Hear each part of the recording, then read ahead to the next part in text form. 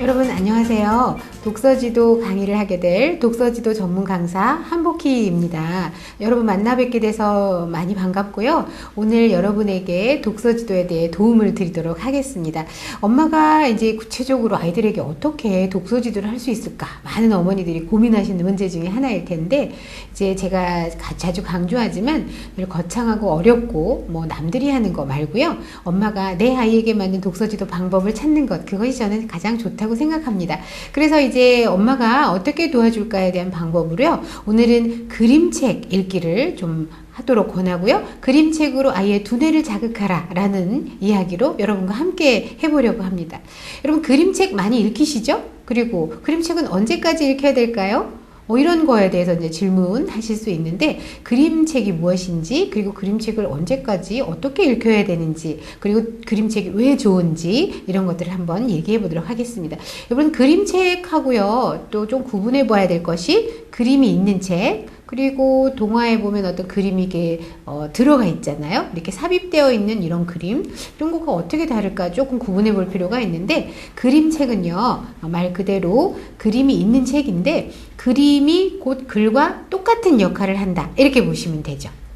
그러니까 그림이 곧 글과 같은 역할로 아이들에게는 받아들여진다는 거죠. 그래서 그림책은 사실은요 아이들이 취학 전 혹은 글을 알기 이전, 그리고 글자를 알기 이전에 그림으로, 그러니까 영상으로 이해하는 그런 단계에 적합한 것이 그림책이긴 하죠. 그러나 여러분, 그림책은 반드시 유아들에게만 읽혀야 된다는 것은 선입견이라고 할 수 있고요. 요즘엔 고학년을 위한 그림책도 상당히 많이 나와 있고요. 또는 주제를 아주 심오하게 다룬 책들, 이런 것들이 그림으로 표현된 것들이 상당히 많기 때문에 반드시 뭐 유아나 유치원 아이들에게만 읽히는 것이 아니라 다양한 연령들에게도 읽히실 수 있다는 것 기억하시고요. 다시 한번 말씀드리지만 그림책은 그림이 있는 책인데, 여러분 글에서도 주제를 담고 있듯이 그림도 역시 뭘 담고 있다는 거죠? 작가가 말하고자 하는 주제가 다 담겨 있다는 것, 이렇게 이해하셔야 돼요. 그런데 참 신기하지 않습니까? 그림책이라는 게 불과 읽어주다 보면 어때요 어머니들? 10분에서 15분? 뭐 길어야 얘기를 이것저것 많이 한다고 해도 30분도 안 걸리는 이 짧은 뭐 40장의 낱장으로 된 이 책이 얼마나 우리 아이들에게 도움이 되고 재미와 흥미를 주고요. 또 교훈까지 주는지, 참 그림책을 만드는 사람들이 참 대단하다고 생각이 많이 되는데요. 앞으로 우리나라 그림책도 많이 더 발전했으면 좋겠다는 생각이 듭니다. 근데 저는 이제 제 성장 과정이나 이제 우리 아이들을 보면서 느낀 것이, 제가 어렸을 때만 해도 책도 별로 없었고요. 또 이런 그림책이 다양하게 들어오지 않았고, 또 뭐 이제 경제적으로 어려워서 많이 사보지도 못했고요. 환경적으로 저는 이런 그림책을 가지고 제가 공부했던 기억이 없는 것이죠. 그런데 요즘 아이들은 어떻습니까? 굉장히 시각적으로 많이 풍요로운 시대에 살고 있고요.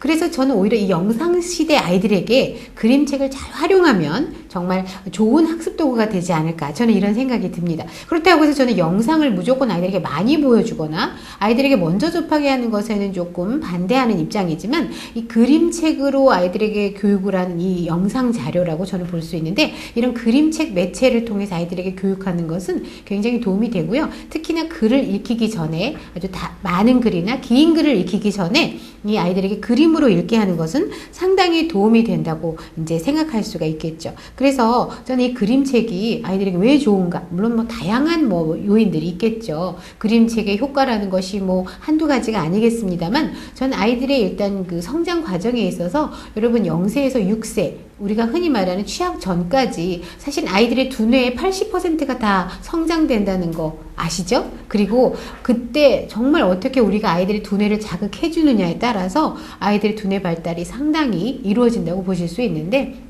그래서 저는 이 그림책이 아이들의 두뇌 발달, 특히 이렇게 좌뇌와 우뇌를 골고루 발달시킬 수 있는 굉장히 좋은 도구다. 이렇게 말씀드리고 싶은 거죠. 그럼 여러분 왜 좌뇌를 발달시킬까요?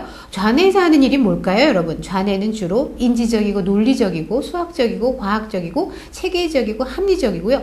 고도의 언어를 담당하는 부분이 좌뇌이고요. 언어가 주로 우뇌라고 많이 이해하시고 계신데 언어는 논리적인 언어는 좌뇌에서 담당하고요. 이렇게 시각적이고 감각적이고 어떤 이런 언어의 표현은 우뇌의 담당이기 때문에 사실은 저는 이 동화를 읽혀주고요. 책을 읽혀준다는 것은 좌뇌와 우뇌가 다 발달하는 것이다. 그럼 특히 왜 그림책은 좌뇌, 우뇌가 다 발달할까요? 이 그림책은 우선 어때요? 여러분 좋은 어휘로 되어 있죠? 굉장히 풍부한 어휘, 다양한 어휘, 그리고 감각적인 어휘, 그리고 뭐랄까 살아 움직이는 듯한 이런 실물 어휘들이 많이 들어있기 때문에 아이들에게 어휘를 길러주는 좌뇌적인 역할을 하고요. 또 그림에도 아까 제가 뭐가 있다고 했죠? 플롯, 구성이 있습니다. 여러분 그림책 작가들이 애들에게 재밌는 그림을 그려줘야 되겠다. 그래서 무턱대고 뭐 멋진 그림, 예쁜 그림을 지어주지는 않고요. 아이들이 유치하니까 이렇게 재밌게 뭐 행복한 이야기만 써주면 되겠다. 이럴 것 같지만 저는 절대로 그렇지 않다고 생각합니다. 그 짧은 글 안에서도 상당한 상상력과 정말 어떤 그런 구성 능력이 뛰어나야 되고요. 그리고 앞뒤의 연결이라든가 그리고 이 그림 한 장 한 장에서 말하고자 하는 메시지 이런 것들이 다 담겨 있기 때문에 정말 논리적이지 않고서는 그림책을 만들 수가 없다고 저는 생각을 하는 거죠. 그래서 아이들이 이렇게 그림책을 읽다 보면요. 이렇게 어휘 감각을, 언어 감각을 읽게 되고요. 그리고 앞뒤 스토리가 연결되죠? 앞에는 처음에 뭐 삼형제가 살았는데 아버지가 돌아가시고 나서 어때요?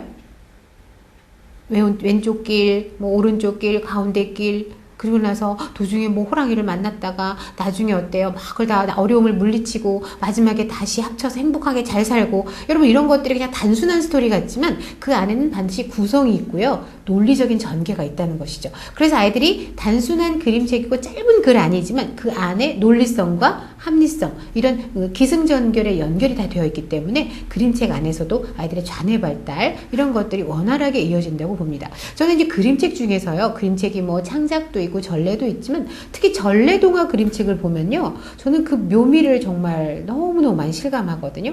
그림책을 보면 그림으로 되어 있지만 글씨 하나하나 언어가 요즘 아이들이 알 수 없는 그런 새로운 어휘들이 참 많아요, 여러분. 잘 쓰지도 않는 어휘. 그런데 아이들이 그림을 통해서 전래동화를 통해서 그 시대의 풍속이나 뭐 습관을 알게 되고요. 사람들이 살았던 모습이나 이런 것들을 그 옛날 어휘를 통해서 알게 하는데 저는 이런 것이 곧 아이들에게는 좋은 도구가 되지 않나. 이제 이런 생각이 들고요. 그 다음에 이제 운회적인 걸 보면 어떨까요? 저는 아주 어렸을 때는 정말로 좋은 그림책을 많이 보여줘야 된다고 생각하는데 특히나 아주 어릴수록 색깔이 다양하고요. 그리고 알록달록하고요. 굉장히 풍부한 책을 읽혀주시는 것이 상당히 좋습니다. 그래서 요즘에는 어때요? 어린아이들을 키우시는 분은 알록달록한 책, 뭐 손바닥만한 책, 그리고 그림이 막 펼쳐지는 책, 팝업북, 그리고 색깔도 어때요? 굉장히 다양하고 요즘엔 모양도 너무나 다양하고요. 이런 예쁘고 알록달록하고 이런 풍성한 그림책들을 읽혀주시는 것부터 시작해서 그리고 우선 색감이 풍부한 책이 저는 좋다고 생각합니다. 그런데요, 많은 부모님들이 아이들에게 그림책을 읽을 때 그럼 무조건 예쁘고 화려하고 색깔이 좋고 알록달록하고 밝은 색만 읽혀야 되느냐 이렇게 이제 질문하시기도 하는데요. 그리고 또 그것을 읽혀야 된다고 생각하는 분들이 많은데 어떻습니까, 여러분? 아이들이라고 해서요, 어떻게 인생에 어두운 면이 없겠습니까? 저는 이 그림책을 통해서 가능하면 밝고 명랑하고 우울한 것보다는 뭐 밝은 색채나 이런 것들이 좋겠지만 가끔은 여러분 그렇지 않은 책을 읽혀도 상관없다고 저는 말씀드리고 싶습니다. 왜냐하면요, 그 내용 주제 자체가 뭐 그렇게 암울하다기보다는 색깔을 통해서 아이들에게 그것을 암시하는 정도이기 때문에 그것이 아이들에게 오히려 부정적인 영향을 주거나 이러진 않기 때문에 가끔 가다가 주제는 참 괜찮고 내용도 참 좋고 읽기에는 괜찮은데 색깔이 좀 다소 어둡네. 여기는 왜 이렇게 칙칙한 색깔이 많이 쓰였지? 라고 해서 그게 안 좋은 그림책은 아니라는 거. 그래서 아이와 함께 어떤 책이든 다양하게 이제 이렇게 읽혀보시면 될 거라고 생각을 합니다. 그래서 저는 이 그림책을 통해서 아이들이 다양한 색감을 이해하고요. 그거는 뭐예요? 운회적인 역할이잖아요. 그래서 아이들이 대부분 보면요, 어려서부터 이렇게 그림책을 많이 보고요, 알록달록한 색감을 경험하고 이런 아이들은 나중에 그림을 그려도 색깔 같은 것도 참 잘 쓰고요. 그림을 또 자기가 표현하는 데 있어서 그런 것들을 잘 활용하는 것을 봅니다. 그리고 미술을 하는 데 있어서도 많은 도움이 되는 걸 제가 경험하거든요. 그리고 그런 또 작가마다 어때요, 여러분? 예를 들어서 뭐 앤서니 브라운이 사람이 쓰는 그림 톤이라든가 다른 작가들이 쓰는 그 그림 톤이 어때요? 너무나 다르다는 거죠. 그런 걸 보면 여러분이 그 작가들만의 특징을 또 이해하는 데도 도움이 될 수가 있고요. 또 나라마다 어떻습니까? 나라마다도 이런 그림책의 그 특징이라든가 이런 게 좀 다르고요. 여러분 우리나라 전래 그림책이나 우리나라 그림책을 보면 어때요? 예를 들어 제가 아이들에게 그 뭐 명절 때마다 읽어주거나 그 절기 때 읽어주는 책 중에 그 뭐 장담극이 뭐 이런 거라든가 뭐 김장 뭐 하는 이런 거에 대한 그림책이 있더라고요.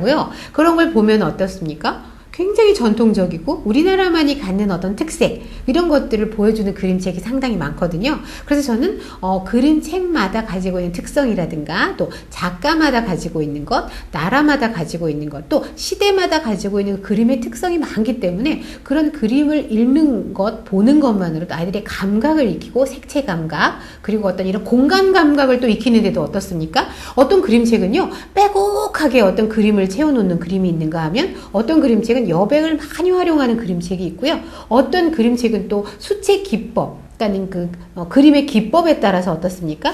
굉장히 많이 다양하게 이렇게 적용을 함으로써 아이들이 그 다양한 어떤 기법을 통해서 어떤 좌뇌와 우뇌 그리고 언어 감각, 색채 감각들을 잘 활용할 수 있도록 해놓은 그림책들이 참 많은 것 같아요. 제가 어렸을 때나 성장 과정에서 보지 못했던 경험했던 책들을 아이들에게 읽어주다 보면요. 저 역시도 다시 그 어린 시절로 돌아가는 것 같고요. 상당히 재밌고 너무나 감동적인 그림책들이 많이 있습니다. 저는 이 그림책들이 꼭 엄마들은 안 읽고 또 아이들만 읽혀야 된다거나 아니면 뭐 그림책은 반드시 어떤 규칙이 있다 이러기보다는 아이들과 함께 그림을 통해서 구석구석에 있는 것도 같이 찾아가 보시면서요. 좌뇌와 우뇌를 발달하는데 한번 이렇게 활용해 보시면 어떨까 싶습니다.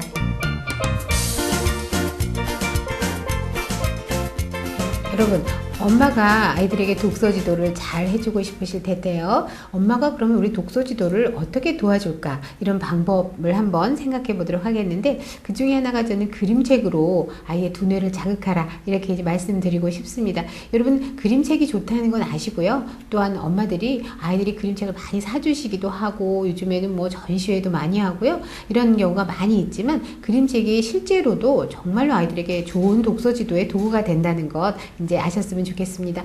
저는 특히 이 그림책은요 아이의 좌뇌와 우뇌를 골고루 발달시키는데 아주 중요한 학습 도구라고 생각을 합니다.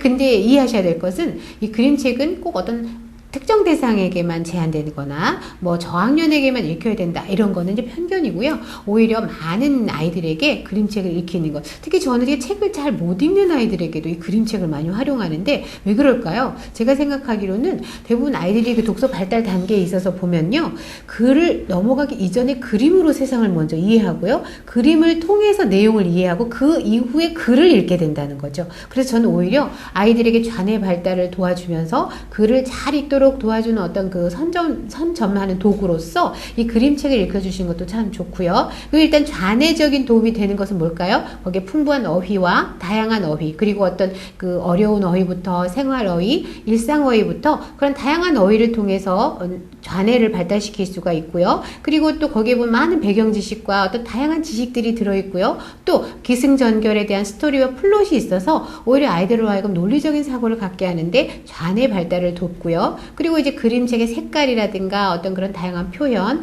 언어에서도 다양한 그런 표현 같은 것을 통해서 우뇌 발달, 그리고 공간 감각을 이해함으로써 아이들의 다양한 좌뇌, 우뇌 발달을 돕는 것이 바로 그림책이다. 이렇게 말씀드릴 수가 있어요. 그래서 이 그림책을 읽을 때는 먼저 어머니가 재밌게 읽어주시는 것, 그리고 그림을 어떻게 잘 활용해야 되겠죠? 그래서 그림을 그냥 나와 있는 것만 넘기지 마시고요. 그 전에 있는 것들을 함께 얘기해보고, 그리고 구석구석 없는 것들을 한번 나눠보기도 하고 하시면서 아이들에게 좀 더 다양하게 접근하시면 좋을 거라고 생각을 합니다. 여러분 한번 오늘도 그림책 읽기에 한번 도전해 보시기 바랍니다. 감사합니다.